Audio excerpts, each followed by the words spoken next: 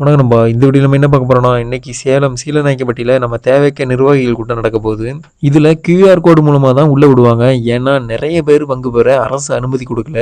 அதான் 5000 பேருக்கு மட்டும் கியூஆர் கோடு மூலமா அனுமதி குடுக்குறாங்க. பொதுமக்கள் யாருக்குமே அனுமதி குடுக்கல. பட் நம்ம மக்கள் வெளிய இருந்தாவது நம்ம விஜய் அண்ணாவ பார்க்கணும், பேசுறத கேட்கணும்னு சொல்லி நெறைய பேர் வருவாங்க.